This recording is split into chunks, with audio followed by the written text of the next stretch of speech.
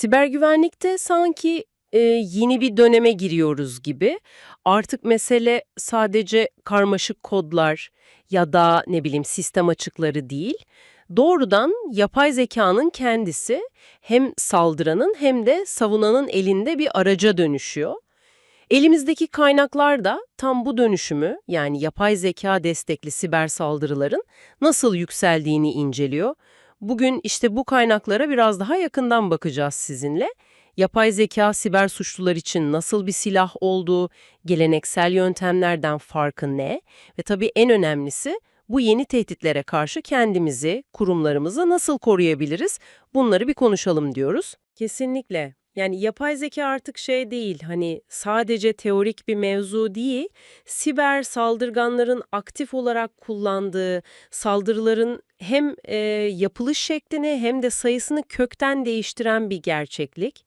Şöyle düşünün, eskiden belki saatlerce hazırlık gerektiren bir saldırı tipi, şimdi yapay zeka ile dakikalar içinde binlerce hedefe, yani kişiye özel olarak bile gönderilebiliyor. Bu gerçekten düşündürücü. Peki ama tam olarak nasıl yapıyorlar bunu? Yani somut örnekler var mı kaynaklarda? Kaynaklar özellikle bu GPT gibi, hani şu gelişmiş dil modelleri var ya, onların kullanımına dikkat çekiyor sanırım. Evet, evet. Neredeyse kusursuz. Yani içinde tek bir dil bilgisi hatası bulamayacağınız, hatta bazen hedefteki kişinin ilgi alanlarına, işine göre özel olarak yazılmış kimlik avı yani phishing e-postaları üretebiliyorlar. İnanılmaz. Hatta bir kaynakta okudum, 2023'te ChatGPT benzeri bir model kullanarak on binlerce kişiye sahte banka e-postası göndermişler. Ve bu e-postalar yani gerçeğinden ayırt etmek neredeyse imkansızmış.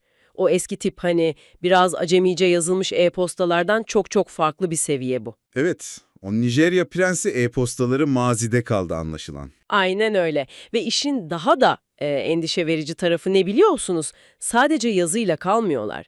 Deepfake teknolojisi işin içine giriyor. Sahte ses kayıtları, sahte videolar. O kısım gerçekten korkutucu. Düşünün, patronunuzun ya da CEO'nuzun sesiyle size arıyorlar ya da bir video mesaj geliyor. Acil şu hesaba para gönder gibi bir talimatla. Kaynaklarda anlatılan vakalar var. Bu yöntemle çalışanlar kandırılıp milyonlarca doları dolandırıcılara kaptırmışlar. Aman Allah'ım. Bu saldırıların ortak noktası ne? 1. Aşırı kişiselleştirme. 2. Müthiş bir ikna edicilik. 3. Ölçeklenebilirlik, yani çok sayıda kişiye aynı anda uygulanabilmesi. Yapay zeka bildiğiniz sosyal mühendisliği alıp bambaşka bir seviyeye, endüstriyel bir boyuta taşıyor resmen. Hedef artık sadece bilgisayar değil, insanın kendisi, psikolojisi. Bu CEO taklidi meselesi gerçekten tüyler ürperticiymiş. Peki kaynaklar başka hangi saldırı türlerinden bahsediyor? Sadece oltalama ve deepfake değildir herhalde. Yok değil tabii. Kaynaklar birkaç başlığı daha öne çıkarıyor. Birincisi bu bahsettiğimiz yeni nesil oltalama, yani AI phishing. İkincisi zararlı kod üretimi. Yani yapay zeka araçları teknik bilgisi çok olmayan kişilere bile karmaşık skriptler, işte PowerShell kodları falan yazdırabiliyor. Ciddi misiniz? Evet. Üçüncüsü o sesli dolandırıcılık dediğimiz phishing. Az önce konuştuk. Dördüncüsü de otomatik zafiyet taraması. Yapay zeka, sistemlerdeki açıkları insan analistlerden kat be kat hızlı tarıyor, sürekli tarıyor, saldırılabilecek noktaları daha çabuk buluyorlar.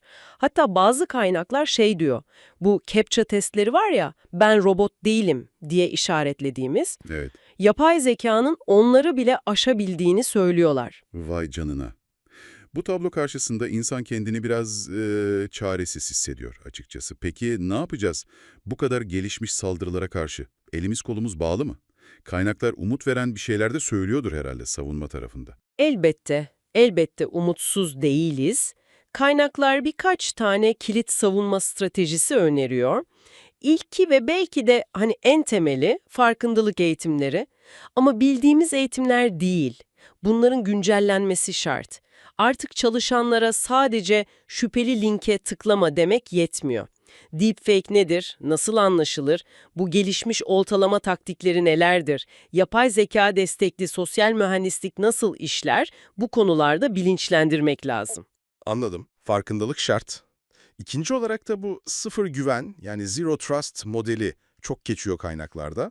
Bu tam olarak ne demek oluyor? Nasıl koruyor bizi? Sıfır güven adı üstünde aslında. Temel prensibi asla güvenme, her zaman doğrula. Yani ağın içinde ya da dışında hiçbir kullanıcıya, hiçbir cihaza otomatik olarak güvenmiyorsun. Her erişim isteği kimlik doğrulamasıyla, cihazın durumuyla, konumuyla falan sürekli kontrol ediliyor. Bir de ağı küçük küçük izole bölümlere ayırıyorlar. Mikrosegmentasyon deniyor buna. Böylece saldırgan bir şekilde içeri sızsa bile diğer bölümlere kolayca yayılamıyor. Kaynaklar diyor ki bu özellikle içeriden gelebilecek tehditlere ve saldırganın ağ içinde yatay hareket etmesine karşı çok etkili. Kulağa çok mantıklı geliyor ama şirketler için bunu uygulamak yani zorlayıcı değil mi? Kaynaklar bunun pratik taraflarına değiniyor mu? Zorlukları olduğu kesin, özellikle eski sistemleri olan büyük kurumlarda biraz meşakkatli olabilir. Ama kaynaklar şunu vurguluyor, bu artık bir lüks değil, bir zorunluluk. Ve hani bir anda değil de aşamalı bir geçişle yönetilebilir diyorlar. Ve tabii üçüncü önemli savunma hattı, yapay zekaya karşı yapay zeka kullanmak. Yani ateşle ateşe karşılık vermek gibi mi? Aynen öyle. Bir nevi savunma odaklı yapay zeka sistemleri yani defensive AI dediğimiz şeyler bunlar sistemdeki anormallikleri, şüpheli davranışları tespit etmede insanlardan çok daha hızlı ve etkili olabiliyorlar. Mesela bir kullanıcının normal davranışının dışına çıkan bir işlem mi var? Beklenmedik bir veri akışı mı başladı? Zararlı bir yazılımın ilk ufak belirtileri mi göründü? Bunları anında yakalayabiliyorlar. İşte Microsoft Defender for Endpoint'in yapay zeka özellikleri ya da CrowdStrike Falcon platformu gibi araçlar bu alanda örnek gösterilebilir. Anladım. Bu sistemler sadece bilinen tehditlere değil, davranışlara odaklanıyor. Bu çok önemli. Ayrıca kaynaklar şeyin de altını çiziyor. Yapay zekanın etik kullanımı için uluslararası işbirliği ve düzenlemeler şart. Anlıyorum. Yani yapay zeka siber güvenlikte hem sorunun kaynağı hem de çözümün anahtarı gibi bir şey. Nasıl kullandığımıza bağlı her şey. Peki bu derinlemesine bakıştan sonra sizin aklınızda en çok kalan, en çarpıcı nokta ne oldu? Belki de en önemlisi şu, yapay zeka saldırıları durmadan gelişiyor, daha akıllı hale geliyor. Bizim savunma tarafındaki yapay zeka çözümlerimiz sadece bugünün tehditlerine yetişmekle kalmamalı. Gelecekteki, yani belki şu an hayal bile edemeyeceğimiz saldırı turlarını öngörebilmeli. Proaktif olmalı, onları önceden engelleyebilmeli. Sanırım önümüzdeki dönemin en kritik mücadelesi bu olacak. Saldırganların yaratıcılığı mı yoksa savunmanın öngörü yeteneği mi daha hızlı gelişecek? İşte bu gerçekten üzerinde düşünmemiz gereken bir soru.